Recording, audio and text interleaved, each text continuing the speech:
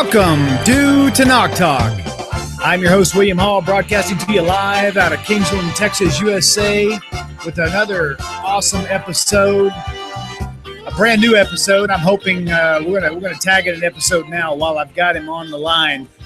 Rabbi Chaim Coffman, Beyond Orthodox Conversion to Judaism.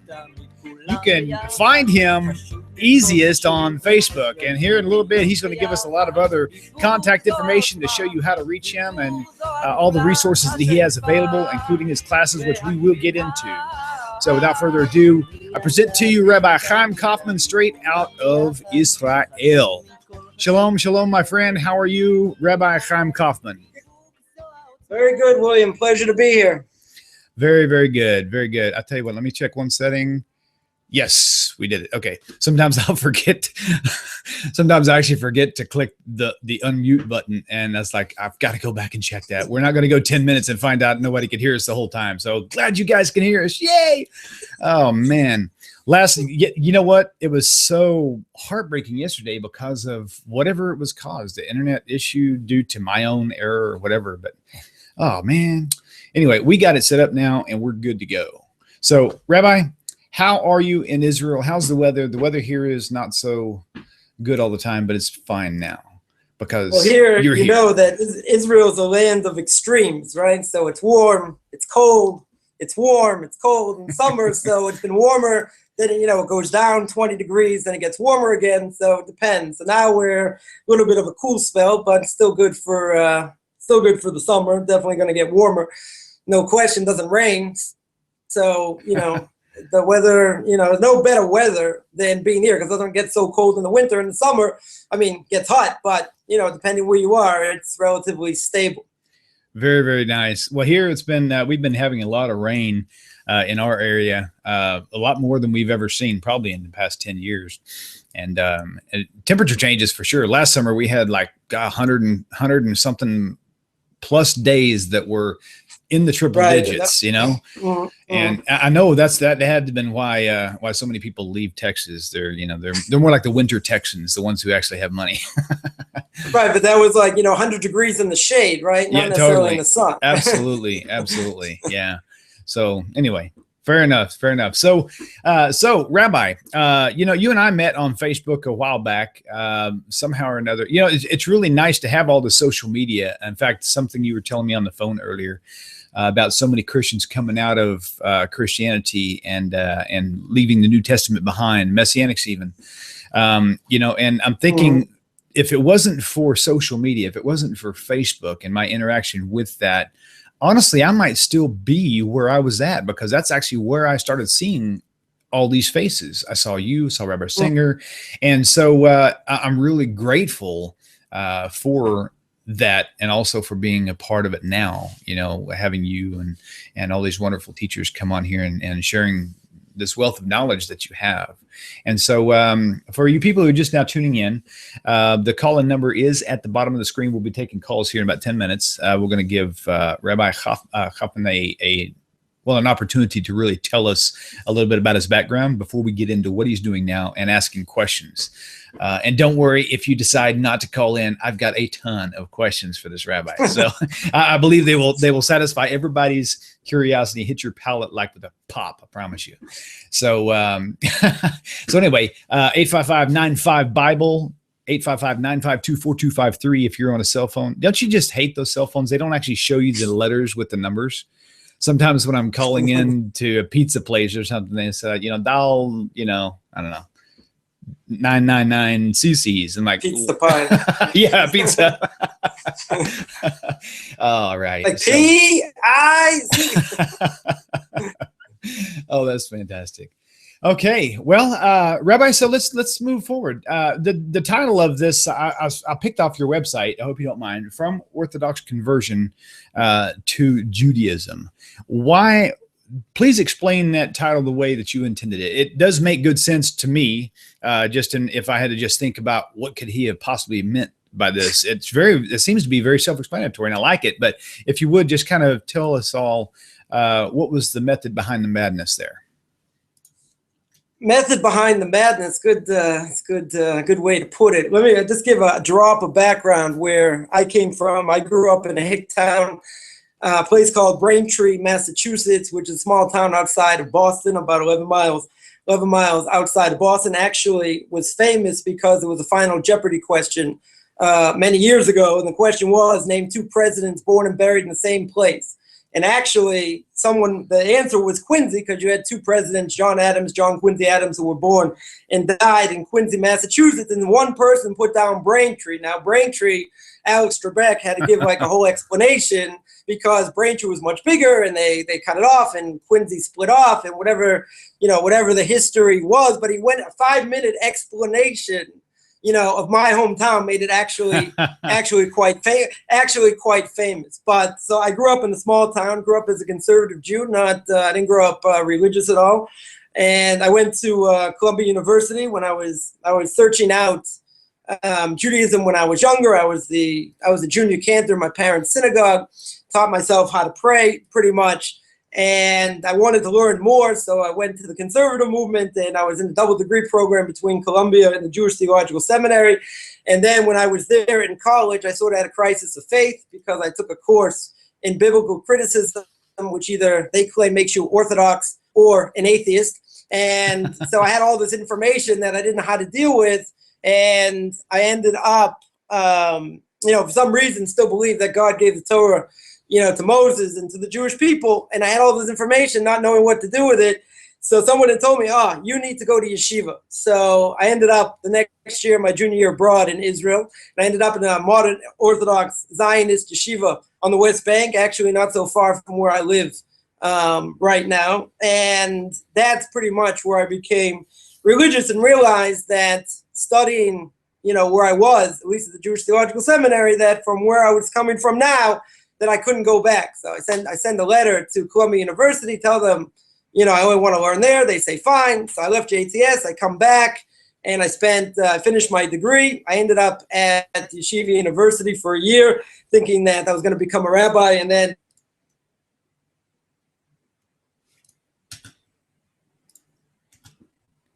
Okay, so he's got a little freezing camera there action. So for all of you who don't know about his website, you can actually just, looks like we're connecting again. Hang on just a second. You can go to his website, and I believe you can even find it. I'm not sure. I'll verify what that website is, but Beyond the Orthodox Conversion to Judaism. There we go. Yeah. I got you. You got me? I got you. You got a video for me? Yeah. Oh yeah, there we go.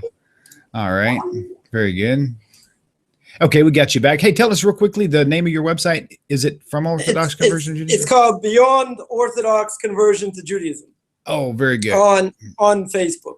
Gotcha. Very good. Okay, awesome. Okay, so pick up where you left off. So I ended up, I got married. I spent 13 years in Israel, never thinking I was ever going to leave. And there were certain circumstances beyond my control. So I ended up leaving. I ended up in South America, in Santiago in Chile. And I was teaching in a school there. But the job itself didn't work out. So I went back to America. I spent 3 years in Lakewood, New Jersey. And then I ended up coming back to Israel 7 years ago. So while I was in New Jersey, so the cut to the chase is while I was in New Jersey and I was looking for a job in Jewish outreach, I contacted somebody through a friend of mine, and he didn't have anything for me. But one Sunday morning he calls me up and he says, well, can you give a class to non-Jews in Puerto Rico and in Florida? I'm like, what do you mean? He said, well, I give classes over the phone to people who want to convert. So I have someone who translates. I give a class for like 10 minutes, 15 minutes. And I end up, and that's it. So can you fill in? I said, well, what do you want me to speak about? He said, it doesn't really matter. So, 10, 15 minutes and that's it. So it was right before Rosh Hashanah. So I figured, I'll give a class, a little bit about, Rosh Hashanah. So prepared something in my head, so I give this class 10, 15 minutes. So this person who is translating back and forth says, everyone's really enjoying the class, can you continue? I'm like, say what? What do you mean continue? You only told me 15 minutes. So it's like, wow, everyone's really enjoying the class. If you could really, give over, some more, we'd really be, interested. So an hour and a half later, So I gave this impromptu class for like about an hour, hour and a half. And then they said, well, can you do this next week? Because, this rabbi doesn't, have so much time, and the classes are always getting shorter, and then they want classes during the week. And eventually I ended up taking over, these classes, and ended up starting my own mentorship program where I gave these classes basically over the phone. And that started about 10 years ago. And then I brought everything here, and now I'm doing it via WebEx. I used to do it via Skype. Now I'm doing it via WebEx. Either people can call in or people can use the use the computer, etc. So I almost got started, by accident, even though we don't believe anything ever happens, by accident. But my field was really Jewish outreach, and even though Jewish outreach and conversion are really the opposite ends of the spectrum, because a Jew will do anything to bring them back. A non-Jew, if they don't convert, so we're not looking for converts. We're not really interested in converts. If they're serious and they prove that they're serious, then then that's something else. But the way you deal with them is totally is totally different. Like I'm always fond of saying to people, well, if you drop dead tomorrow or get hit by a bus, like I'll still sleep tonight. Not that I'm recommending it, but the point is that we're not looking for converts. Someone who's serious and someone who's interested, and they're willing to do whatever it takes to get to convert. So that's fine, right? But for a Jew is totally different. We don't we never want to lose them. So we're going to cut them some slack. We're not going to throw the book at them, and we're not going to we're not going to say it's all or nothing. We're going to bring them back slowly. By convert, we don't do that. It's a whole different, it's a whole different process. So basically, I give these classes, online 3 times a week, 2 on Sunday and one on Thursday night, American time, which is at ungodly hour, about 4 o'clock in the morning, Israel time, or before they changed the clocks, like 3 o'clock in the morning. But I used to give 2 classes, 9 o'clock at night in the States. So I did that once. If I had to do it twice, it would throw off my whole schedule here. But so in order to answer the question, obviously in a roundabout way, where did I come up with the idea beyond Orthodox conversion to Judaism? Because I figured if I put Orthodox conversion to Judaism, it's not necessarily going to grab somebody, but I wanted to go beyond what conversion is. In other words, people say, oh, you take classes, you finish, you go out the door, you become part of the Jewish people, and that's it. But conversion really starts, at least in my opinion, and most people don't necessarily see it this way while they're in the process. Conversion really starts after you're done. That's where the real process starts. Everything else is preparation. That's definitely true. And, it's certainly not easy, and moving into a community and being accepted and all these other, and all these other things that go with it. That's definitely part of the process, changing over your kitchen and eating kosher and keeping Shabbos and the festivals. It's a whole process. But at the end of the day, once a person converts, unfortunately, what happens is that they sort of get dropped. They'll do whatever, people will help them along the way. Once they convert, that's it, game over. Kind of like someone who becomes religious. As a Jew that grows up not religious, becomes religious. Okay, you became religious, that's great. We'll move on. We'll work on someone else, etc. And, I've had a few people go through that, and, tell me that, I never understood what you said until, I actually went through it. So I was like, what do you think? I'm blowing smoke? Like, I don't, I'm sort of lying and just playing games. I said, you can take whatever I say with a grain of salt. That's fine. But actually when you live it, it's always good to see, Rabbi, guess what? You were right. I'm like, thanks. About what? But it's a real, I think it's a real problem, because once the person's finished, they still need the guidance. It doesn't mean people are stupid. They can't do things on their own, but they definitely need guidance all the way through into, and that's why I labeled it beyond Orthodox conversion to Judaism, because that's what it is. This whole program is taking people step by step, in order, what they have to learn, what they have to do, but to mentor them in order to know what it means to be a Jew. And that means even after conversion, So it goes beyond just going through the process itself. And again, people think that going through the process is the hardest part. And again, I'm not going to say it's easy. It's definitely not easy. But at the end of the day, once you finish, that's when I think you need the most help. Well, I'll tell you what, I'm learning a lot just as I go along. And with every bit that I learn, you start to feel kind of encouraged that you're picking up on things and you're figuring things out. And then you find out just how little you actually know. Cause so it's really nice having access to rabbis. But the mistake that people make is they think, there's so much to learn. That's what the evil inclination tells you. It's too hard. I can't do it, whatever. But I always tell people, no matter what you learn, wherever you start, everything you learn is a building block. Mm-hmm. And when you build, you gain knowledge. And then that knowledge gets crystallized to a point where that you know certain things. And then you know other things. Then you start asking questions from different things. That's a whole different level of learning. Like, to understand what the Torah says is one thing. To explain what the difference between the commentators and why they disagree and what the ramifications are, that's a whole different level. So I remember starting from scratch. I was just very happy, if I could learn a text that makes a sentence that makes actual sense. Sure. And then you say, like, dog walked, said, whatever, and you're trying to put it together like a puzzle. And then once you, so that's one level. And then once you understand and you get a certain level of knowledge, right, that's a whole different thing. Because then you can start to ask questions and learn and say, listen, why is it like this? But don't we have another verse that says like this? Or doesn't, one commentary says like this, another commentary says like that, but how do we break it down? How do we know what to do? How do we answer this up? And sometimes, we don't have answers. Sometimes we just say, well, God said it and that's it. But it's, people think, so much to learn. I can't get it all down, and it's so hard, and et cetera. It's true. That's definitely mm-hmm. true, but knowledge never goes to waste. Mm-hmm. And therefore, when I build, I learn something. And then I learned something else, and you get knowledge from somewhere else, because everybody's reading.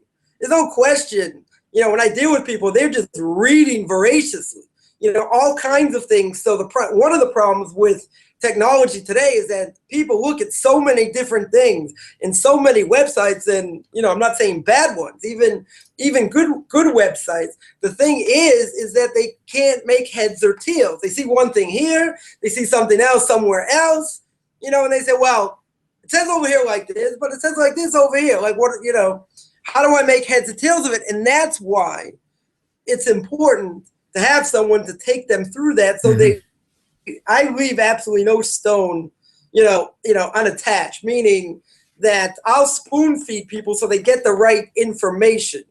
I'm not interested in people making a mistake and just sending them information and say, call me in 2 weeks and we'll see how much you know. Sure. Like, I heard a story.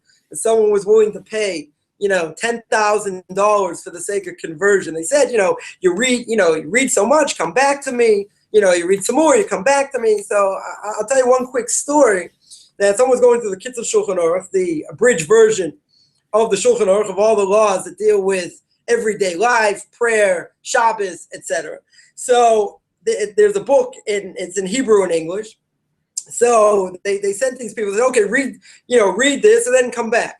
So they read a whole bunch of things. They come back and they said, well, we're reading this chapter. They started asking this about carrying on Shabbos, where they were allowed to carry from a private thoroughfare to a public domain, right? If you don't have what they call an Eruv, if you don't have a rabbinical infracted thing that you're allowed to carry, let's say in a Jewish community. So if you don't have that, let's say I take a ball that's permissible to carry, I walk from my backyard and I walk outside, I walk on the street. Well, I just transgressed probably a rabbinic prohibition, not necessarily a Torah prohibition, but they said, well, there are two words we didn't understand in this, in these chapters. They were transliterated, but they weren't explained. So the rabbi says, well, what didn't you understand? He said, well, the two words we didn't understand were Reshuta Rabim and a Reshuta Yachid. Well, a Reshuta Yachid is a private domain, and a Reshuta Rabim is a public domain. They said, those are the only two words in the entire chapter we didn't understand. But that was the whole thing. That was the context. That was the whole context. I said, oh, you didn't really understand anything. So I would never do that. So like someone asked me recently, they said, in your classes, you give over Hebrew terms? I said, yeah, but don't worry. In a split second, I'll explain it before someone can ask me what it is. I once spoke somewhere in America. I was giving a talk on Shabbos. I mentioned something in Hebrew. Before I had a split second to say what the word in English was, someone screamed out, say it in English. Say it in English. I said, I'm trying. I'm just thinking of the word. Like, give me 35 seconds to spit it out, So like that's like people's biggest fear. I'm gonna hear all these Hebrew words I'm never gonna understand. Yeah, I can say plenty of Hebrew words, but sometimes, like when I speak, there'll be like a lull. And the reason there'll be a lull because I'm trying to think of the word in English, and I'm like, can I say that? Can I say this? Does it really mean this in that context according to the third definition? And so that's one thing people don't have to, worry about. We do cover some Hebrew terms. The only class I don't give is about teaching Hebrew, which is a little bit more difficult to do online, even though I pretty much take care of everything else. Okay, before we get too far advanced, I want to ask you a few more questions about your testimony. So you were raised in the States, and is that correct? You were raised in the States, or you spent some time here? I was raised there. I stayed in the States till I was 23. Okay, and your upbringing was what? Describe conservative. Because it was basically we went to synagogue, Rosh Hashanah, Yom Kippur, light a Hanukkah menorah, make a Passover Seder. That was, I used to go to synagogue on Shabbos because I was one of the few people who actually enjoyed it for some odd reason, and that propelled me to learn more. And I had a tremendous desire to learn more. So, I had this great idea. I wanted to be a cantor until I realized I couldn't sing through a bread box. So, but when I was taking like cantorial lessons, this cantor told me, I said I want to learn more. I want to understand like really what's going on in the prayer book. So this cantor told me, like, what do you mean? Just learn the English. Mm-hmm. Just look at the English. I was like, yeah, you look at the English, the these and the thous and the thises and the, without, try, as everyone is going to realize, try reading the Bible without commentary. It doesn't make any sense, does it? So like you want to read you want to read what prayer is.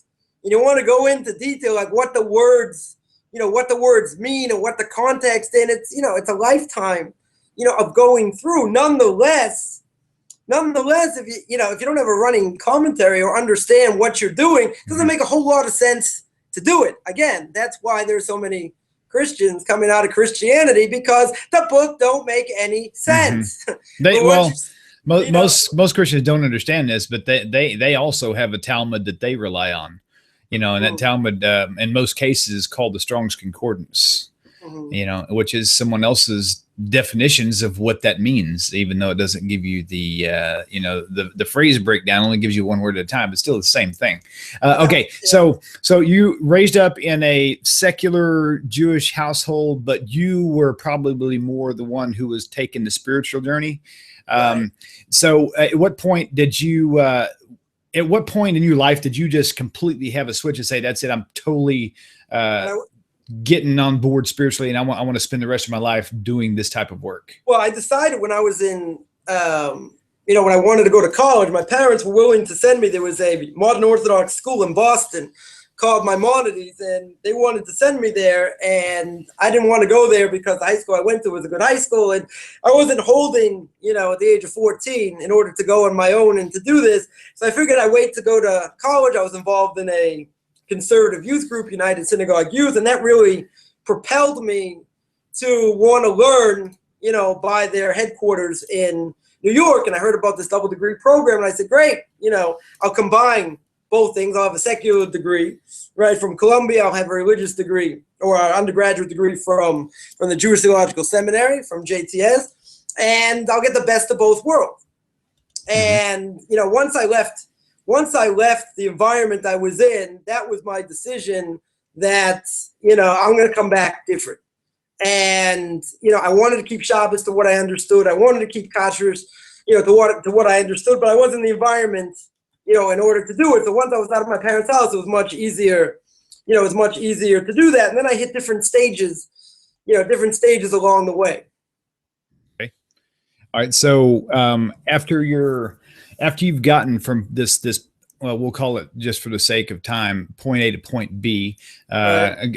assuming that now you're like at point Z, if you will. Right. Right. According to some people, point infinity. Yeah. Point infinity. Right. Very Yeah, good. Very yeah. good. Okay. So you mentioned earlier a very interesting point in that, you know, Judaism and teaching conversion to Judaism really are on two different opposite ends of the spectrum. I mean, Judaism focuses on Judaism, and teaching conversion to Orthodox Judaism focuses on, you know, the New Testament issue, and other issues that would cause people to want Judaism. And so, what was the thing that drove you down that journey to get to where you wanted to reach out to the Ger and to help them follow through the path that their hearts are longing for? Well, Which is going to lead into our you know, first question, by the way. Right. Okay. So, you know, again, I sort of got involved in it, you know, by accident. And, you know, when I gave this class, and I saw, you know, I gave this class to people in Puerto Rico and Florida, and I saw there was a genuine desire in order to learn and to, you know, I didn't shape these people up, you know, if they're serious or not serious. The person that told me about it, you know, he had been there, he'd talked to people, you know, etc. So, you know, I was basically going on his lead. And then, you know, the more I started getting involved, the more I realized that these people have nobody. You know, the Christians don't want to deal with him, and certainly the Jews don't want to deal with him, because, you know, converts have not been, you know, so great for the Jewish people, right? You go to the sin of the golden calf that was done by the Erev Rav, by the mixed multitude, right? And not only that, they make Jews bad in a different way because they're even more religious than most Jews, so it sort of puts, you know, makes Jews look bad in a different, you know, in a different light. But what really, I think, propelled me more than anything else is that a lot of their spiritual journey, even though I grew up, you know, as a secular Jew, their spiritual journey and what they went through is very similar to the experiences I went through. Family issues, you know, community, you know, issues, you know, leaving something, going to something new, sort of going something to the unknown. So it was almost like, you know, you put the glove on and it fits, I guess, unless you're OJ, right? It fits, right? So it was something that went very naturally, because a lot of the experiences that I've went through, a lot of people go through. Now, even if I hadn't gone through them, I know other people who probably have, or I have, you know, great rabbis I can speak to and, you know, flush out the issue and give people advice what to do.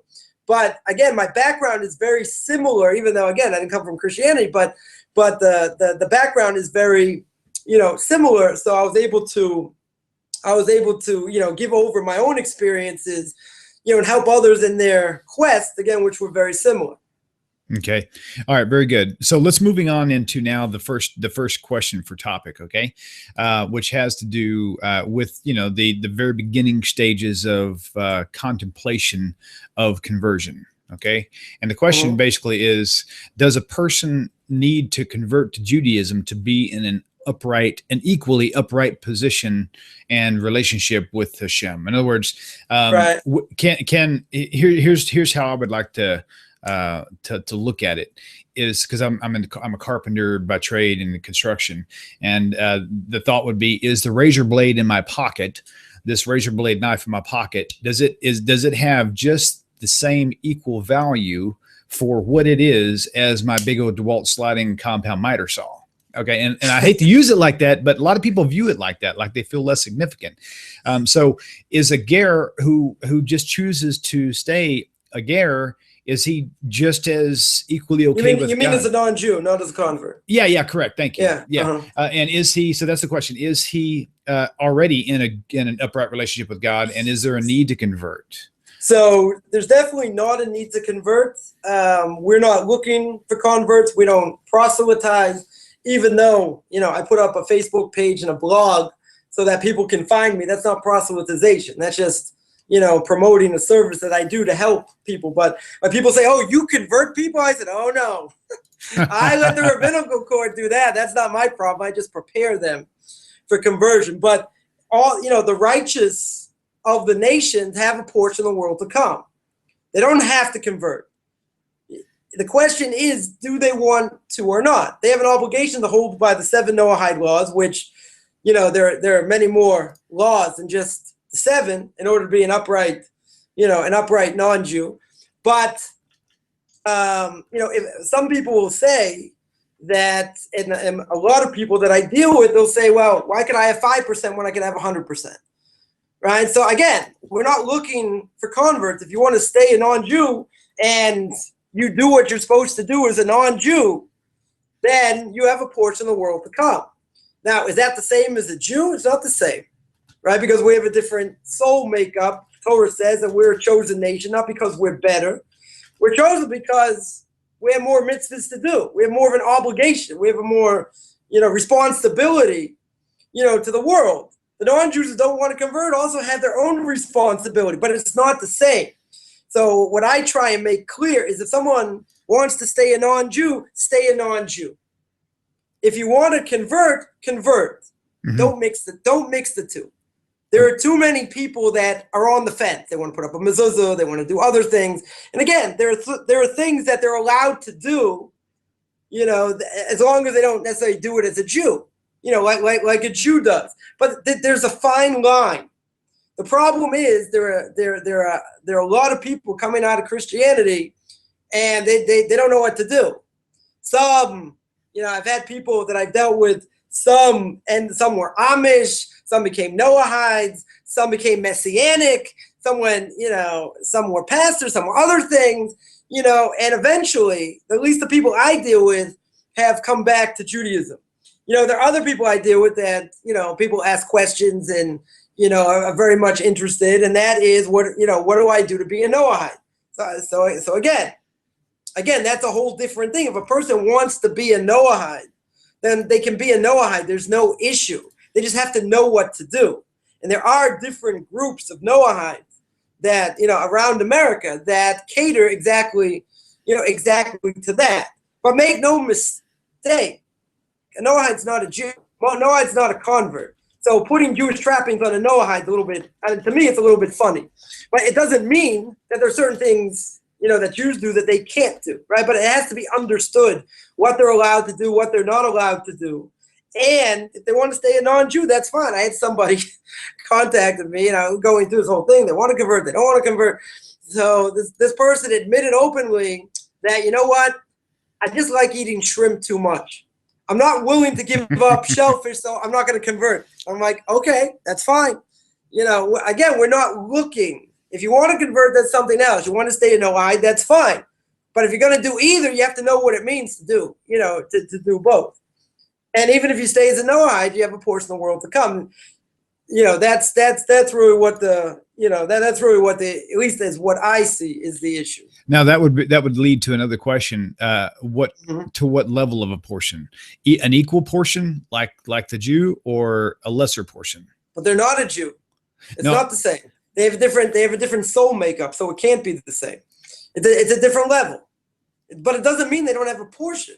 Mm-hmm. So someone will say, "Oh, I want a bigger portion." I say, "Okay, realize that once you come out of the mikvah, once you go out of that ritual bath and convert, there's no turning back. No matter what you do, you become a pagan, you become a Christian, you become a Hindu. Mm-hmm. You go back to that, you're going to get judged after 120 years as a Jew if the conversion was valid. Gotcha. So you better know what you're getting yourself into and what the punishments are. That's why Jewish law states that right before you go into the mikvah, the rabbis are going to tell you, they're going to tell you like this. There are mitzvahs, and there are a lot of mitzvahs to do, and the punishments are like this and like that and whatever. And if they say even so, they're going to do it. So that's fine. But realize that once you come out of the mikveh, it's a whole different world. Mm-hmm. Whatever I do, whatever I say, whatever my intention is for certain things, a person can certainly be punished for that. So it's a tremendous responsibility. And I make that clear throughout all my classes. It's not a 5-year option to renew. Sure. It's something, if you're going to take it serious, you're going to do it. If you don't want to do it, that's fine. But realize there are repercussions. There are physical repercussions. There are spiritual repercussions. If someone, God forbid, a Jew, is together with someone else that they're not allowed to be with, they have a child, right? That child's called a mamzer. It's called a bastard child, right? But that child, in most cases, can only marry someone of that same union. You say, hey, what did that child do? Why did that child have this stigma now? And the reason is because there are spiritual repercussions for your actions. If you take a woman who's pregnant and she smokes crack and her kid comes out deformed, is it the kid's fault? It's not the kid's fault. There are repercussions. So within Judaism, there are physical repercussions. There are spiritual repercussions. You know, you make a blessing over an apple. You make the right blessing. It gives blessing to all apple trees that exist in the world. Forget Kabbalah. It has nothing to do with Kabbalah. Right? So if I'm doing the right thing, I have the opportunity to change the world. If I do the wrong thing, I destroy worlds. Like the Rambam says in the laws of repentance. I have to look at the world like it's one big scale. And the scale's going up and down like this. You know, good, evil, good, evil. It's going up and down. Now, my action right now, the fact that I'm giving this over on Tanakh Talk right now is going to change the world for good. Mm-hmm. But if I do the wrong thing at the same time, you know, there's an equilibrium. And then sometimes God's going to come and say, okay, you know what? This state is a problem. The equilibrium, you know, is way down over here. And because it's way down, I have to take action. So you're going to say, well, what about, you know, these hundreds, thousands of people that, you know, had this happen or that happen? There was a decree on that place. Why? I can't tell you, right? But there are repercussions for your actions. As a non-Jew, there are also repercussions, right? But again, you know, within Judaism, there's a lot more to do. You know, there are plenty, you know, there are 613, you know, commandments to do. Obviously, we can't do all of them. Not everyone can do all of them, right? Some people are Kohanim, some people, you know, of the Levite tribe can only do certain things, you know, and it's only for men, you know, something for men, something for women, other things, right? Whatever it is. But we have a responsibility for ourselves, for our own potential. And if we blow that and we don't do what we're supposed to do, there are repercussions in this world as well. Even though we don't understand how it works per se. Nonetheless, it's a serious thing. It's not, you know, it's not hocus pocus, make believe. Oh, I'm going to turn you into a frog. Boom. You know, I'd love to do that, but sorry, we're through a computer screen, can't do it. But then, you know, in general terms, you know, we don't believe in all. You know, we believe that it is real, and our actions, you know, definitely matter. And if our actions matter, and you want to go through this whole process called conversion and come out the other side, you better understand, and that's my job. That's part of my job, and that you better understand what the repercussions are, because no one's going to get upstairs after 120 years and, you know, God's going to say, you know, let's say a woman converts, and God's going to say, name, say Rodriguez. Oh, not such a Jewish name. So, oh, don't worry, I converted. You know, I took Rabbi Coffman's class. Oh, no problem. You go straight in. You suffered enough, right? So they'll say it. So God will say, but how, you know, you converted, but how come you didn't cover your hair? You know, there's an obligation for a married woman as a Jew to cover her hair. It's like, what do you mean? He didn't teach us that. We didn't learn about that. No one ever said anything about that. God's like, all right, good luck. Wrong answer. Right. Right. So there's a tremendous responsibility, you know, not only on my end, but people have to understand, yes, what I do matters. What I say matters. Many times, even what I think, even if I don't act on it, matters. So you have to understand, you know, you have to understand what that means. And I try and make that clear as day. But you have to understand one other thing is that by the time people get to me, they're like, it doesn't matter, you know, whatever Judaism says. They're like, you know, I've wasted 30 years of my life, you know, believing in this guy who you know, bowing down to this guy in a stick, and he can't do anything, and it's all a lie, and it's a sham. You tell me what I have to do in order to be a Jew, and I'll do whatever it takes. Right? Again, I've had flakes come in and out also. I said, yeah, I really want to do it. And then they have other issues, community issues, family issues, you know, whatever it is. But at the end of the day, very few actually finish the process for any number of, you know, for any number of reasons. The statistics, I think, are about less than 20%. So that has nothing to do with me. But at the same time, it's a huge responsibility. So what I don't do, and that's for Rabbi Singer and Rabbi Skobach, people have questions about, well, can you prove to me that JC is not the Messiah? So yeah, I could, but that's not my job. I'm interested in people who understand God gave the Torah to Moses, passed it down, right? He passed the 7 Noahide laws down, and then it was given over to Moses, and then the Torah was given over to the Jewish people. And if you want to be part of the Jewish people, it's all or nothing. This is what you have to do. If you don't believe 100% that God gave the Torah to the Jewish people on Mount Sinai, and you have doubts about this, that, and the other thing, or you want proofs why I should leave this guy or Buddha or who knows what, that, I'm not the address. Mm-hmm. If you have questions, something else, philosophical things, whatever, maybe, after after a few drinks, maybe we can discuss it. But in general, I'll push them off straight to, Rabbi Singer, Rabbi Skobach. That's their field. I want people, and I'm interested in people that are going to say, I'll do whatever it takes to be a Jew. I'm not in, I have no doubts. There are no doubts by me. I'll do whatever it takes. That's those are the people that, that are sincere and that will do whatever it takes to get to the end. Okay, very good. All right, next question, Rabbi. This is the most general one I think I've heard so far is, how long does it take for a conversion to happen, whether it's in the States or if it's in Israel? And I've got a follow-up question to that I'll lay out now that you can just kind of roll into. The other question is, what's the difference between, that's not the right way of asking that. Is it better to convert to Orthodox as opposed to conservative, and that whole idea? So conversion depends on a number of factors. One is how long a person's been learning. Second major factor is that they live in a Jewish community, right? If you were to say, you apply to convert to, X rabbinical court, and they say, where do you live? Say, oh, I live in Wyoming. I said, oh, that's great. Are there any Jews there? It's like, no, but there's plenty of land, plenty of water buffalo, hanging out, plenty of, whatever, tumbleweed, whatever's out in Wyoming. No offense to anyone who lives in Wyoming. Anyway, they'll say, okay, when you're serious, call. No rabbinical court will deal with anybody if they don't live within the Jewish community.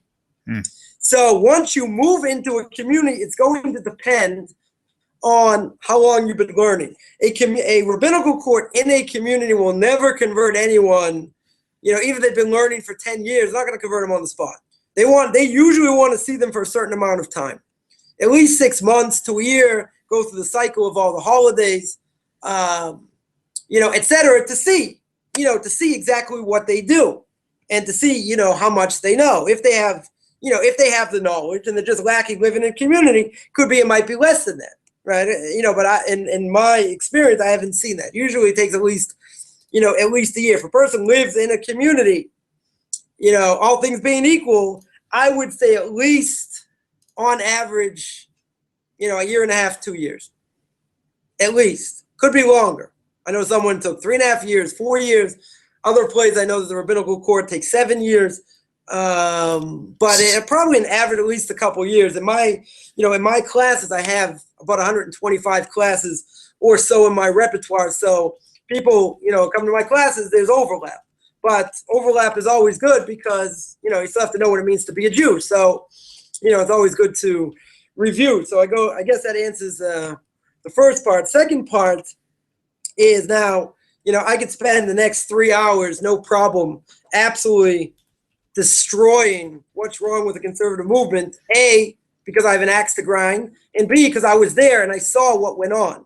And I've seen over the years what it's done. 60% intermarriage rate, total assimilation, etc. So it's easier to convert, certainly through reform or conservative. The problem is, as some people may know, is that the dogma is very different.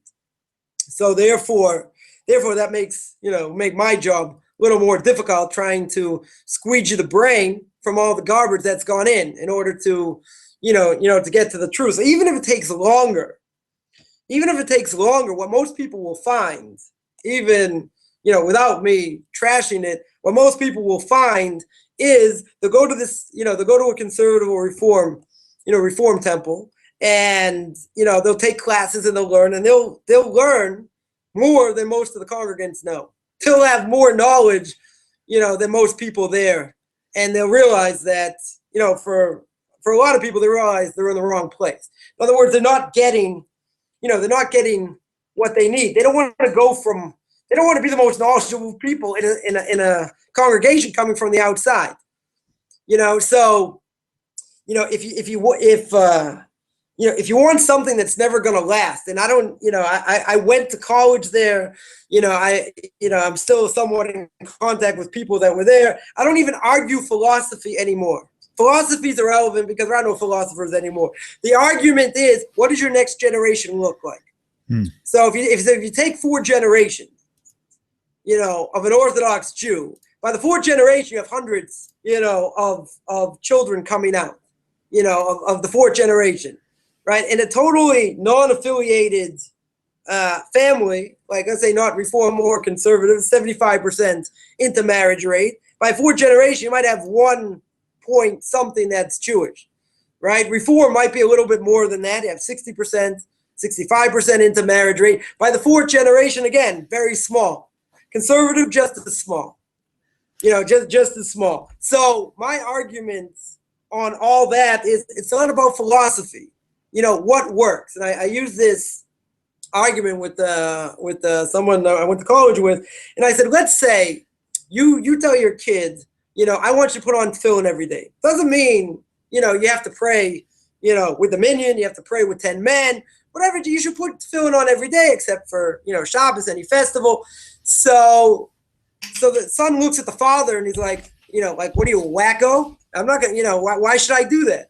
So I said, what are you going to teach him that's going to want him to continue in that path, right? It's just like saying, Dad, you like chocolate, I like peppermint stick, ice cream. Sorry, you like vanilla, I like strawberry. Next, like you're going to have nothing to give them, at least with a proper education, and getting good values and learning what really the truth is in the Torah, you have a much, much more success rate than any other thing, any other so-called movement of Judaism combined. And, I had someone sent me an email many years ago, was pretty much offended how I changed my life and different things. And they said, yeah, you can make your own choice, but, they were very much against what I did. Obviously a Jew speaking here, because non-Jews aren't that necessarily so hostile.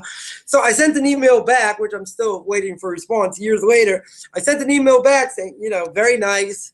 And I said that find me a system within Judaism that works after the 4th generation, that Judaism can be passed down. If Judaism is not important to be passed down, then ignore what I just said. If it's important to be passed down, you find me a better system. If you find me a better system, I'm more than willing to sit and discuss it. I'm still waiting. That's really good because, I've kind of vaguely heard that before, but I guess I just wasn't paying attention to that concept much, but it really makes a lot of good sense because I do know some people who are in Judaism who are reform, and they don't really reform and conservative.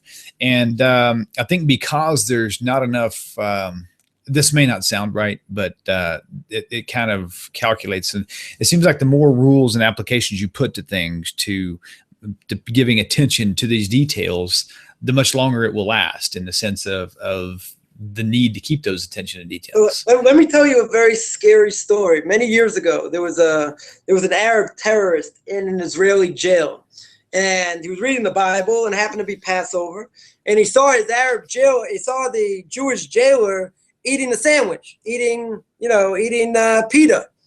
So he said, I understand. It says over here, it says in your Torah, it says you're not allowed to eat any leavened product on the 7 days of Passover. So this Jew tells him, this jailer tells him, don't worry about it. That was 3,000 years ago. We're the new Israel. We're Israeli. We don't have to hold by these laws. So this terrorist, again, we're not talking Einstein or a Rhodes Scholar here. This terrorist said a Jew who has no connection to his land, it's only a matter of time before they're going to willingly give it over to us. Because they have no connection to history. Since they have no connection to their history, it's only a matter of time before they give it over to us. And he's right. Mm-hmm. Because if you have no connection, that's it. Mm-hmm. We don't have to hold according to these laws. Oh, that was different. Keeping kosher. I was in a restaurant with somebody in a kosher restaurant in the States, and someone makes a comment and says, I don't understand this thing about keeping kosher. There's no problem with trichinosis today. So everything's cooked, everything's hot. So what's the point of keeping kosher? And I was like, idiot, you're eating a bagel. Mm. There's no meat in a bagel. Obviously, it has nothing to do, right, with trichinosis. So the person's like, yeah, whatever, pass the salt. Give me a pickle. Like that was the beginning and end, of that conversation. So if you give them the real answer, maybe God said so. You're not supposed to, eat these unclean animals or whatever. So that obviously it's not going to go over so well. But it must be, and I don't know what the source or what the missource is for this, but I've heard many times people say, "Oh, it's because of trichinosis." Don't know. Mm-hmm. If you're eating spaghetti that has no meat in it, I don't think there's a problem with trichinosis. Right. I don't got any pigs walking around here that, going to stick a tapeworm in my pot that's going to, cause everyone to get sick. At least, I'll have to check later, but I think we're good, at least for now. So there's a lot of misinformation or just, for lack of a better word, it's just stupidity because people don't know. And that's what's killing the Jewish people more than anything Hitler, may his name be blotted out, could have done in 10 lifetimes. It's called ignorance. If you understood, like this Arab jailer said, you have no connection to history, you have no future. And he's right. Mm-hmm. Because if you look at other parts of Israel, it looks like any other city. There's no connection to Judaism whatsoever. Sure. And that's exactly how Herzl said it, wanted to set it up. But that's a whole different, it's a whole different discussion. But, the point is that, if you want to go down that path, I'm always fond of saying when a person, going down that path is born, he's given a Hebrew name. But he only uses the Hebrew name a few times during his lifetime. When he's born, when he's called to the Torah, and when he dies. That's it. That's the only time he uses his Hebrew name. If that's the case, and that's the vast majority, unfortunately, of Jews that exist in the world, if that's the case, what are the chances that Judaism in any way, shape, or form is going to survive? My answer, a big donut. Mm-hmm. Gotcha. Okay. Well, I'd like to roll from one topic on to the next that associate with each other, but some of the topics are kind of pretty spread out. So moving on to the next question. The question that was posed is, can I convert to conservative rather than Orthodox because of my, I guess you could say, geometric challenge or geographic challenge, excuse me, not being near synagogue. Some person is 3 hours away from the nearest synagogue, but there's ways that they can convert to Judaism, whether it be online or whether it be through, Skype or however the case may be, into a conservative flow and not be required to move. What are the pros and cons to that approach? I don't know what the pros are. I only know what the cons are. And the con is I've heard my Rebbe say many times. There's a verse in the Torah, the book of Exodus, that the Torah says, Tzedek, Tzedek, Tirdov. Run after righteousness. Right? You want to do things in the optimal way. We're not looking for shortcuts. As someone, my parents' synagogue once asked me as I was going through this process, they go, "Is it really true? You really believe in this?" I was like, "What, are you kidding? I wouldn't have alienated so many people if I didn't." Right? It's either you want the real thing or not. Right now, comes the question, but I don't live in a community and I can't move. So would you rather sit on a three-legged chair? I don't think so. Right? Would you stick a cinder block, on a flimsy table and let's see what happens? I don't think so. A lie is very easy to sell. And, like someone told me just, I've heard people say about, doing conversion online. You need a rabbinical court to do it. Yeah, but I don't live in a community. Okay. You don't live in a community, but, Judaism is not, it's not silly putty. I can't just take it. Okay, I'll change this. I'll change that. I'll make a little bit of this. I'll make a little bit of that. But I'm stuck. What can I do? So the answer is you're stuck. Unfortunately, I'm not going to sugarcoat it over here. That you want to learn what I will call a travesty of a mockery of a sham, and you want to be a part of that, of something that. Okay, don't forget to leave your Hebrew name at the door. Next stop, assimilation. Okay. You want to be a part of that and you want to sign on because there's nothing better? I'm not going to say it's a good thing to do. I've only seen the results of what that is. Forget conversion. Just learning in these Mickey Mouse places where people don't know anything, including the rabbis giving Dennis the Menace, sermons. I don't know if Dennis Menace is still around. He still lives, but, quoting from the holy Dennis the Menace, in a Friday night sermon. You want to be a part of, be part of the circus. You want to be part of the circus? Be part of the circus. So is it better indeed then to, for a person who's considering conversion to just wait until they can convert to Orthodox? Let them learn to be a Noahide. They can stay as a Noahide. Right. If you can't convert and you can't move, and there's no possibility ever of moving, or let's say a spouse doesn't want to convert. I'm sure there's a question about that. If a spouse doesn't want to convert, you got one or two choices. The choice is either you stay a Noahide or you have to get divorced. That's it. You can't have one convert without the other. In the conservative movement or reform movement, it works like that. You can have one convert, one not convert. Mm-hmm. Doesn't make a whole lot of sense for a lot of reasons. Mm-hmm. But again, I have this issue which has gotten me into trouble, more than once. And that is, I have this issue about truth. And truth really bugs me because if it's true, then don't twist it. Don't take an apple and say it's really a banana, right? That's what the Messianics do. It's like, oh, we're not really Christian. We're really Jewish. We wear yarmulkes. We have a prayer shawl. We're not really Christian. No, you're dressing up something that's a sham and that's false. So, there's a lot of good learning online that people can do, even if you can't convert. If you can convert, great. If you can move in the future, fine. If you can't, or let's say all right, in this case, we're saying that you can't. If you can't, that's it. Then, why grab onto something that's going to lead you to nowhere? It's not going to give you what it's not going to give you what you need. Not only that, it'll confuse you even more. Sure. You want to keep some of the mitzvahs? Okay. A conservative rabbi got up 15 years ago on the seventh day of Passover, gets up in his congregation and said the exodus from Egypt didn't happen. Right? So if I was sitting in the crowd, being obnoxious as I could be, I would say, okay, why do we eat matzah? I ate 3 pounds of matzah in 30 seconds. I made my kids whistle Dixie afterwards. Like, chomp, chomp, chomp, whistle. Come on, whistle, whistle. Right? Why do I clean my house like a crazy person? Oh, because it's a myth. A myth? Mm-hmm. Wait, what are you kidding? Well, Grandpa did it. Well, you know what? Grandpa had hair growing out of his ears and out of his nose, and he also had false teeth. We don't do everything Grandpa did. Mm-hmm. Yeah, but I'm afraid if I don't do it, I'm going to fry in hell forever. You fry in hell forever. I'm going out to have a good time. Again, either you want the truth or you want false. And one of the 13 principles of faith that at the other class I forgot to mention.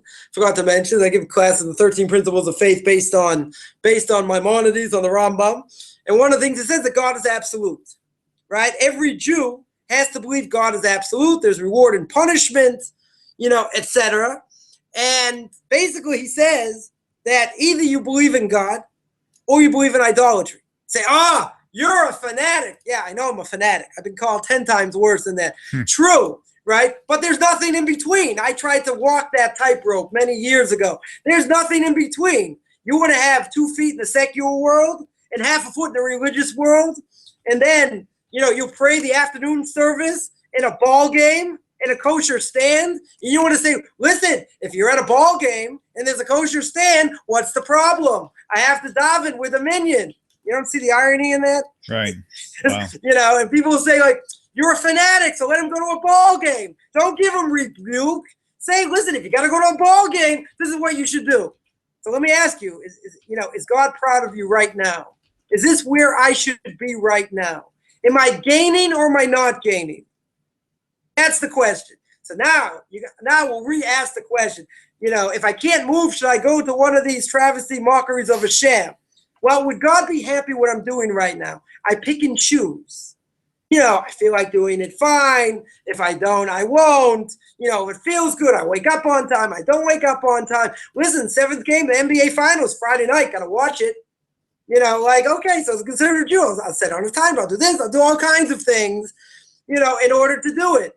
At that split second, and this is how we should all live our lives, which we don't, but if we would, at that split second, we're going to say, does God want me to do this or not?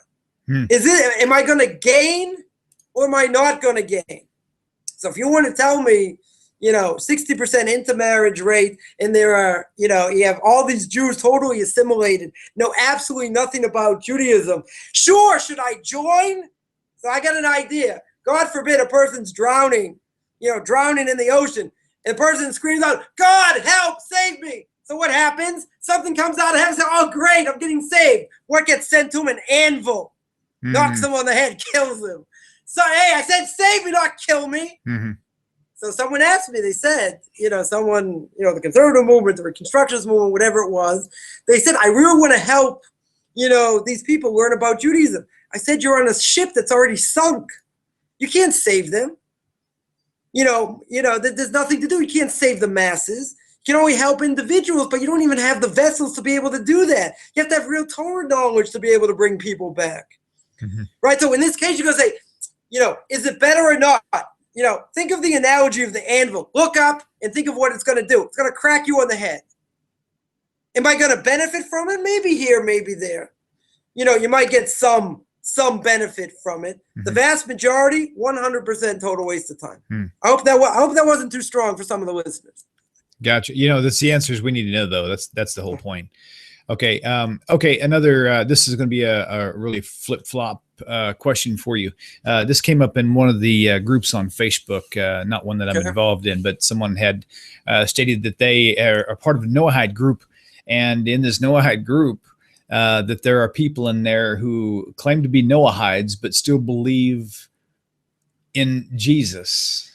And so to me, that doesn't make any sense. It's like saying I'm a pregnant male. You can't, it really doesn't seem like it makes sense to me. Go ask Caitlin. Go ask Caitlin about that, right? Oh, sorry, I shouldn't have said that. No offense. That is okay. So comment on it. I mean, what is the whole just for if that person's watching right now, as caringly as you possibly can, please tell them why that can't be so. Because if a person goes to the mikveh and they want to purify themselves, right? If they want to purify themselves and they take a dead insect with them as they go into the mikveh, and I'm not saying anyone should do this, but if, there's a fly buzzing around, they go zap, they whack the fly's on them, they dunk in the mikveh, guess what? You have a dead thing right on you. So you're still impure.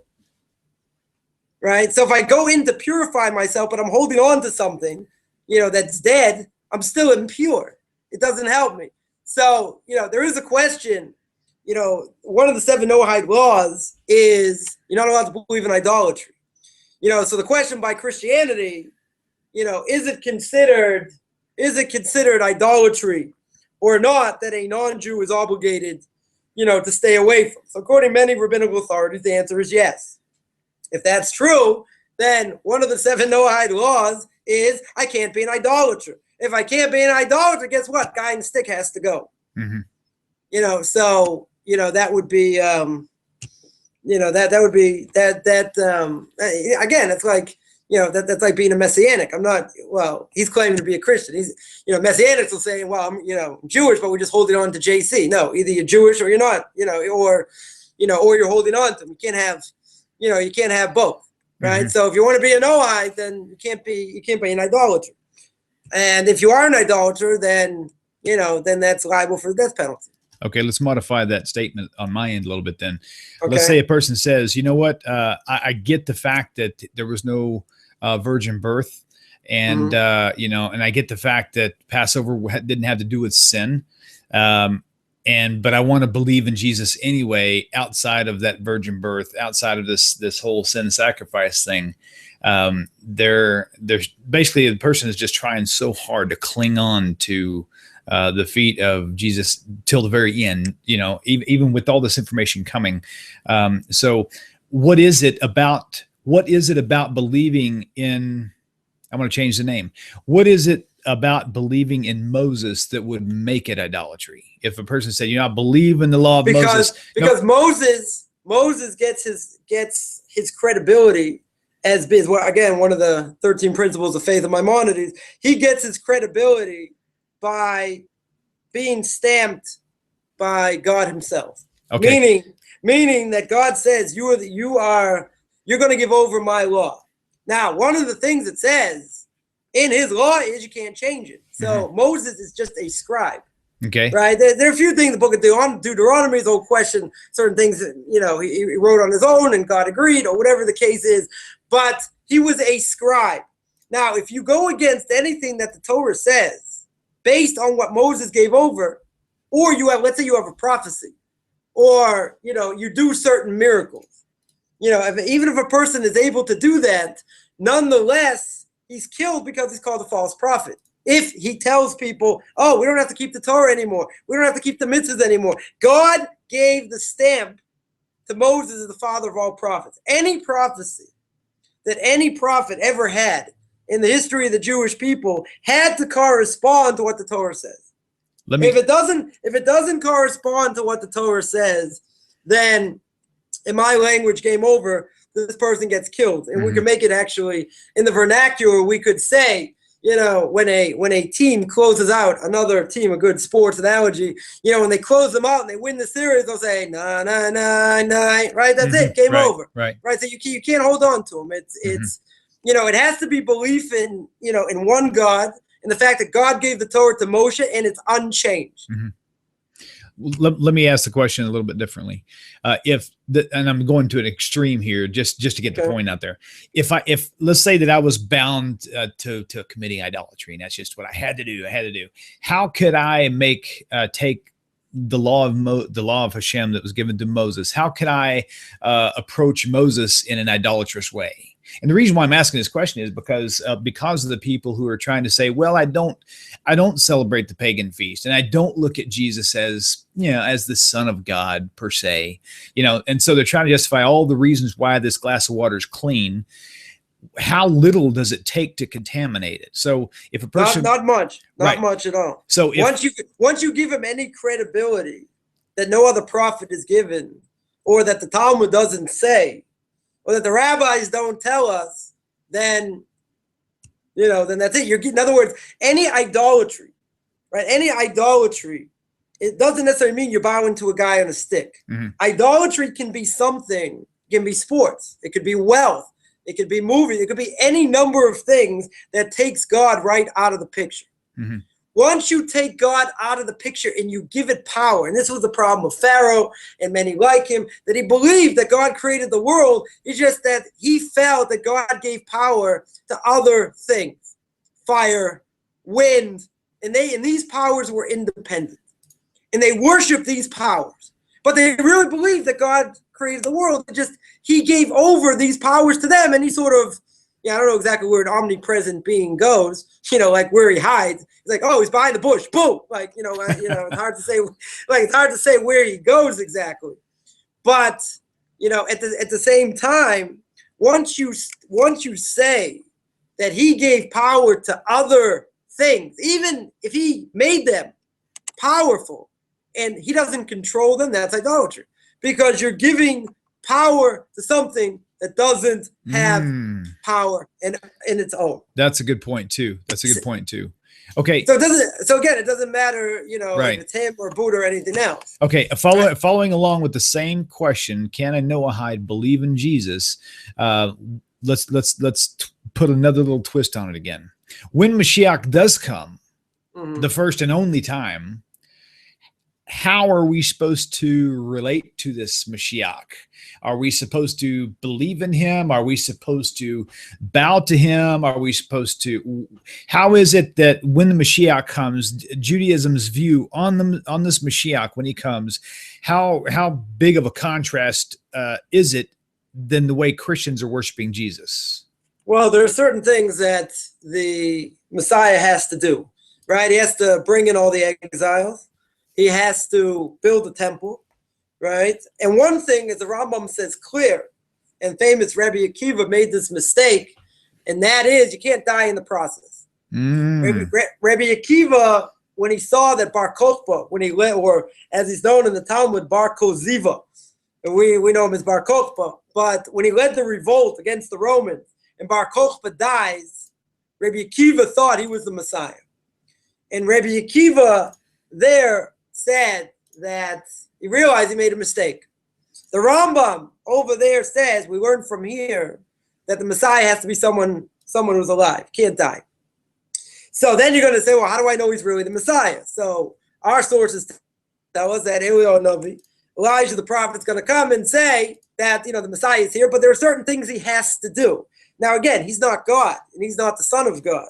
He's a human like anyone else. There's a Messiah in every generation, whether we're worthy that he comes or not, it's a different issue, right? But he's in every generation. If we're worthy, he'll be here. If not, it goes back into hiding. It'll be someone else or whatever the case is. But the world will go back to what it originally was before the sin of Adam and Eve. There will be no evil inclination, right? So to claim that, that JC himself, did all these things, as the Messiah, etc., according to our sources, didn't do anything. He didn't build a temple. He didn't bring the Jews in, right? He certainly didn't bring world peace. That's pretty clear. Right. So there are a number of things that you have to do, and if you fail in the process, you can't be the Messiah. But again, he's human. You're not going to bow down to him. We're going to know that God's glory exists. The temple will be rebuilt. We'll see. We're going to see that the world's going to be a different world in a certain way. According to the Rambam, it'll be the same world. According to others, it'll be a different world, whatever it is. But it's going to be radically different because, we're going to look at the world totally different. And because we're going to look at it totally different, we can't imagine what this is. And how much destruction there's going to be and who's going to survive the whole issue in and of itself, among Jews and non-Jews. Be that as it may, there's a criteria, certain things he has to do. If he doesn't do it, then he can't be the Messiah. But for sure, even if he is the Messiah, you're not bowing down to him, right? Just like they didn't bow down to Moses either, right? He was the one who taught the people and gave over what God wanted and was the prophet. So the Messiah is also on a different level altogether. Right, it's a whole different, it's a whole different thing. Okay, let's move on to another topic here. But the whole Jesus thing just keeps coming up. I was so surprised actually when I did hear it being brought up in the Noahide groups. I was totally baffled. Didn't make any sense to me. Okay. The question going back to conversion, back to, how long does it take to convert? That's not the question now, but it is associated. And this question basically is, no matter what city you go to, do all the Beit Din, do they all follow the same exact rules? In other words, when I go through conversion here, it'll probably be through in Austin, Texas at their synagogue. Okay. When I get to that, when I go through my thing and I approach the Beit Din here, would I get the same result here as I would in Dallas? Would I get the same result in Dallas as I would say in Israel. Debate dens. Not necessarily, because the criteria is a little bit different. Again, you have to know what it means to be a Jew. The question is how much knowledge you have to have. Okay. Again, I have 125 classes. People say 125 classes to convert. You teach them all about blessings and kashrus and all these other things. Yeah, it's pretty detailed, but they have to know. In either case, they're never going to ask you, like majority of things that I teach, they're not necessarily going to ask you, in a beis din. But it's something you have to know as a Jew. So again, some people have more knowledge, some people have less knowledge. The criteria is not always, it's not always the same. The beis din in general is going to want to see what their level of knowledge is. They're going to see how long they've lived in a community, who they hang out with, et cetera, et cetera. There are a number of things that are going to, every beis din will do the same thing. Knowledge-wise, that's a whole different, it's a whole different thing. Some more, some less. I always think it's better, to be longer in the process to learn more than, do it 1, 2, 3 and certainly have less knowledge. You're certainly going to make mistakes. That there's no question. The question is how much really, do you have to know? And here in Israel, it's a whole political thing. I try and discourage people from coming here because it's just, there are a lot of issues, staying with the visa and getting a work visa and being here legally. And you have to go through the establishment, through the chief rabbinate in order to convert, even though there are other rabbinical courts that are, that are valid. The chief rabbinate has a monopoly on conversion. So even though these other conversions are valid, they won't recognize it. And if they don't recognize it, they can't get health insurance. You can't work. It's like there's a lot of issues.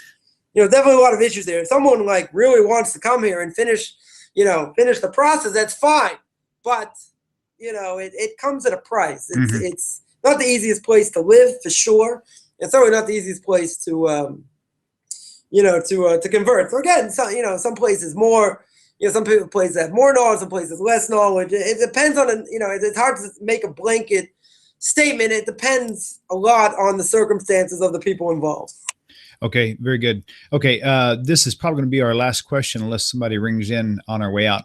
The question is, for people who are in conversion now, who seem to be struggling with timing, because I've been hearing of a few people here and there that's going on 3.5, 4 years, and it just doesn't seem to be any light at the end of the tunnel. These people are starting to feel like they're just getting drug out because they're not important almost.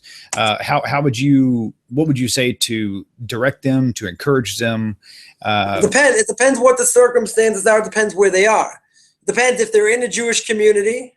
And if things are, things can certainly be dragged along. It's unfortunate, but, I don't really deal with the rabbinic, with the beis din process per se. I guide people through it, and the beis din needs any information from me. I certainly give it over, whatever they need, but basically I'm out of the picture at that point. So basically whatever the beis din is going to tell them, that's what they have to do. But if they're in a place and they're doing what they need to do, and it's taking, the thing is taking much longer. Listen, keep in mind that a beis din has a tremendous amount of responsibility. And they're the ones putting their stamp of approval that these people are going to be good, upright Jews, and Jewish law-abiding, Jews, etc.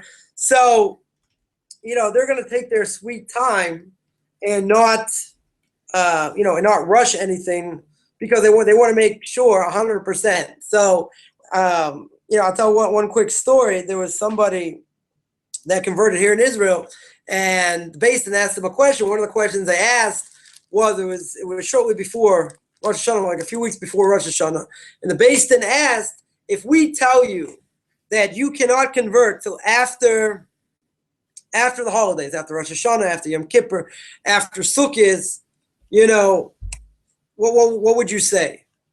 So the answer that they gave, which was the absolute right answer, and the right answer was, whatever the beis din tells us to do, that's what we'll do. Right. If you tell us to wait, you don't feel we're ready. Again, sometimes it seems like it's taking much longer, than it is. You want to keep in mind, you don't want to push any wrong buttons. Mm-hmm. Because if you get too antsy and you push wrong buttons, you can get blackmailed. I don't mean blackmail in the sense that, they'll hold something over your head, but they'll, they don't want to be pushed. Right. They know what they're doing. Hopefully they're experienced in doing what they're doing. And, it's, if there are any, extenuating circumstances, there's anything more we have to keep, we need to do, or whatever. Again, it could be dependent on, any number of, any number of factors. I think for a lot of people going through it, it's tremendously frustrating because they feel they're already at a point where they're ready and things are just like, schlepping along, just going, they think it should go faster, it's going much slower, etc. So, one thing to keep in mind, it's not going to last forever. Unless the Beis Din, for whatever reason, sees that the person's not worthy for conversion, mm-hmm. and that they really should convert for any number, whatever the reason is. There is, so the strength that I can give is that there is light at the end of the tunnel, and you need a tremendous amount of what we call in Hebrew savlanut. You need patience, mm-hmm. and patience is a hard thing because you're changing your life and you're doing this and you're doing that, but you're straddling both worlds, and you're not really part of either, in a certain extent. So it's hard, it's definitely hard, but it doesn't mean that someone should really give up, when they're so close. You just have to keep plugging, and plugging and plugging. And basically what I do in most of these classes is not only tell people what to do and how to do, because, you have to know what to do as a Jew, but I give as much strength and as much inspiration that I can give in order that people don't feel like they're spinning their wheels. Yeah, mm-hmm. It's taking longer and it's this and it's that, but they're getting something at the same time and they're being inspired and they're being guided along. Again, that's not everything, but for people, I'm sure, after listening to my whole tirade here, to have somebody that does what I do, and I've been very successful over the last 7 years, sending people to rabbinical courts. No one's ever been rejected, and no one's ever gone astray, become a pagan afterwards. That doesn't mean that it can't happen, but I think one of the reasons that I've been so successful is because I have a close connection to most people I deal with, and because of that, they're able to open up and feel secure and get guided and do exactly what they need to do. And when they do what they need to do, there's light at the end of the tunnel. Some people might take longer. Some people, might take shorter. But at the end of the day, learning never, ever goes to waste. That's, see, we always start with something and we end with something the same way, right? You never know how these things actually connect. But, you have these building blocks. And you keep building and you keep learning. But someone say, well, how much can I really learn? What, are you kidding? I've been learning for like more than 20 years, and there's plenty of things I don't know. Plenty of things.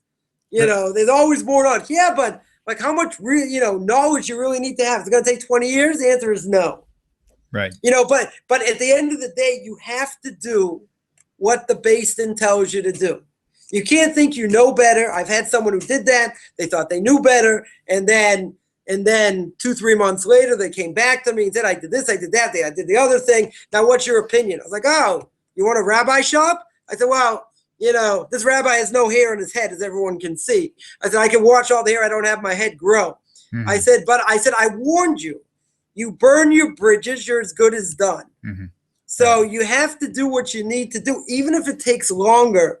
What you don't want to do, you don't want to get people upset, and you don't want to rock the boat. You do what, I'm not telling people to lie. I'm not telling the people to put on a show. At the same time, just continue to do what you're doing, and continue to learn, continue to grow, because when a person reaches that stage, and it's only a matter of time, regardless of how tired someone may get, realize that you're at the end of the tunnel. You should be at the end of the tunnel.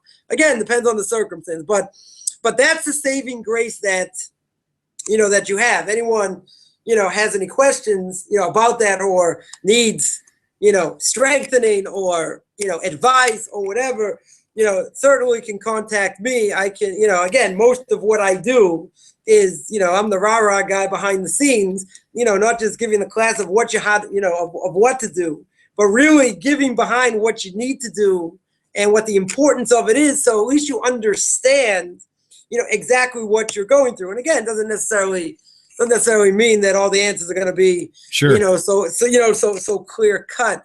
But, every day in our morning prayers, we say that every day God renews creation. Every day is a new day.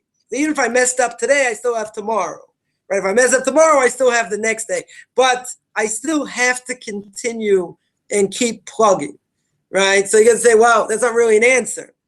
And the answer is the more you do, and the more you continue to do, and the more, and I can't emphasize this enough, the more consistent a person is, and the Beis Din sees that, then that goes a long way. That goes a long way as well. They see you're stable. They see you've been doing this for a long time. They see you're normal. Also, one of the 614 commandments, don't be stupid, right? You have to be normal. Like, I'll get people say, I just love the Jewish people and I want to be part of them. And the Jewish community, is so nice and whatever. I'm like, I got a bridge in Brooklyn if you want to buy it. I can sell it to you cheap. There's a reality in the world.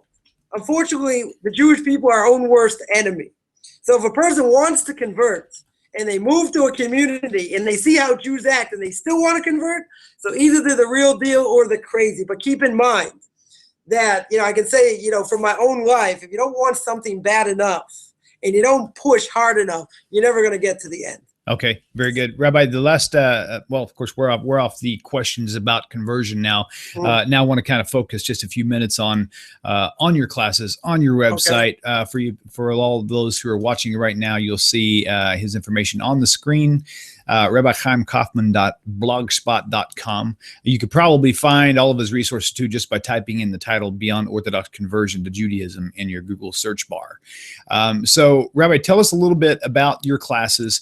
Who is the right candidate for your class? Who shouldn't take your class, as opposed to, like, for example, I mean, some people are thinking, well, why do if I've got to go through my own Beit Din and through my own courses here, why do I need to pay to go through courses this way? What's the benefit to it? So again, refining that question, who is the good candidate for what you have to offer? And describe a little bit more about exactly what you're doing to these people so they got a real clear picture.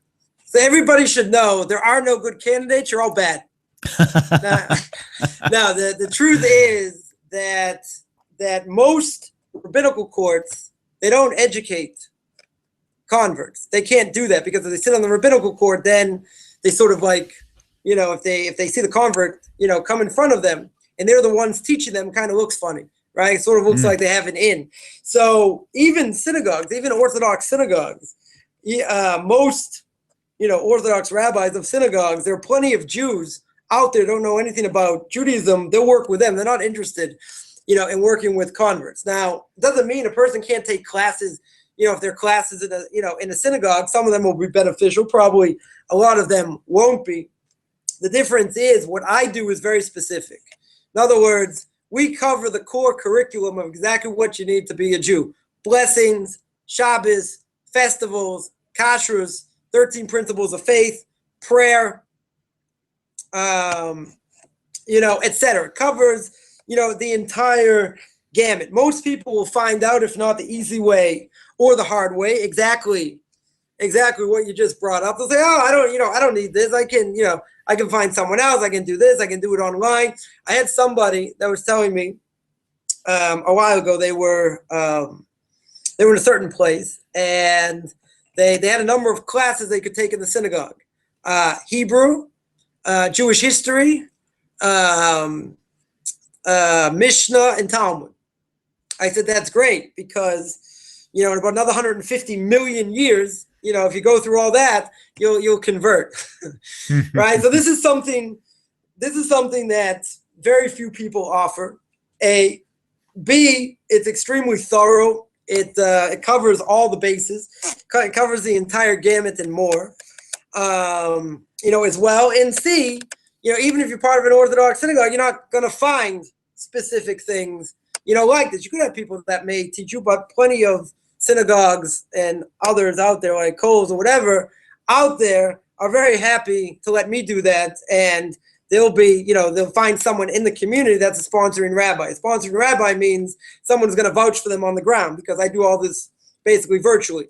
So I can't vouch for them. I can say that they took my classes, and I'll write them a letter of recommendation. But in general, they need somebody there in order to, in order to vouch for them. So a candidate, who's interested, in conversion, this has to be, the priority. In other words, as we mentioned, it's not a 5-year option to renew. I had somebody I worked with in Europe a number of years ago, and I said, it's hard, it's difficult, the material, some's easier, some's harder, etc. I said, at the end of the day, it's painful. Mm-hmm.